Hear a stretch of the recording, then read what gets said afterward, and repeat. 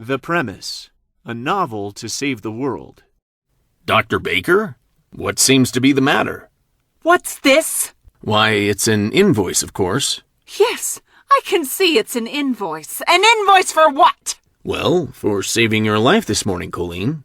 You're actually charging me for saving my life? $1,500? Unless you feel your life isn't worth $1,500. I rather think it's a bargain. Are you kidding me? What kind of a sick bastard? Colleen, we met by chance last night.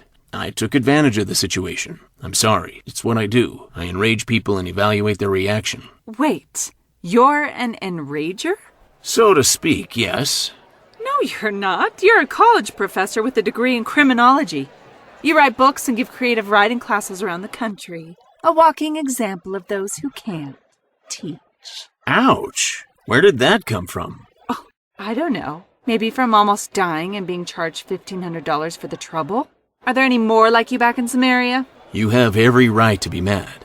I deserve it. But you have to understand, people get mad at me all the time. I thrive on it. If you really want to get back at me, try being nice. I can't handle it, honest.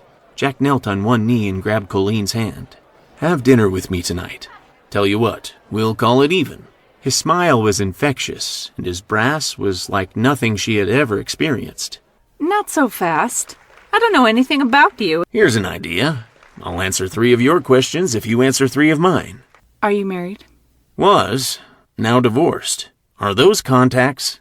No. How old are you? 48. Born in San Diego, June 25th. Can you really cure AIDS? Why? You positive? That's not an answer. Very good, Simon. But are you positive? Yes. I'm positive that isn't an answer. No! Kyle shouted at the top of his lungs. Mark! Kyle stood there fully enveloped in the horror of the scene. As he turned to run back to the van, a thunderous explosion enveloped the van in a huge, towering fireball. The shockwave threw him backwards to the ground and down a ravine. By the time Kyle was able to scramble back up the slope, the van was completely engulfed and burning furiously. Perhaps he was still a target. At that moment, he felt what all terrorists seek to instill: unreasonable, ungovernable fear. The kind Kyle's father, who had experienced the 9/11 attacks on the World Trade Towers, had told him about. Just as on that clear September morning years ago in New York City, the realization hit him hard. 1 hit could be an accident, but 2 hits was no chance occurrence. 2 hits was murder, conspiracy, execution, and with our own predators, no less. Yeah? Hank, it's Cooley, Bill said, hesitant where to begin. He might be the Crimson Desert prison warden, but he knew he took his chances calling Hank at home. We've had a problem. I just heard from the CO.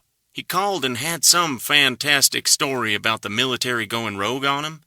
Said they'd killed that doc at the base, then took out the CO's van full of prisoners heading to the base for a checkup. He said he thinks they used drones and missiles. Funny, I never took that kid for a drinker. Hold on, Bill. You hit me with all this out of the blue.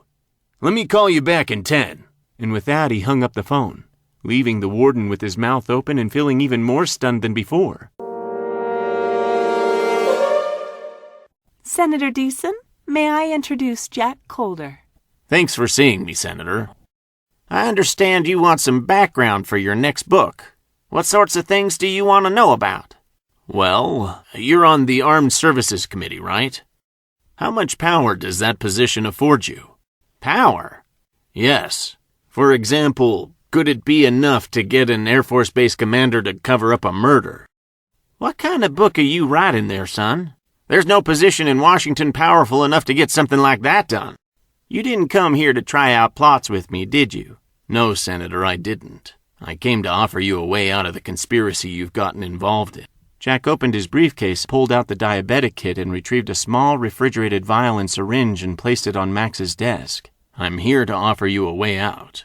Max could not take his eyes off the vial, and they grew large at the prospect of what Jack could possibly mean by a way out. Could he mean suicide?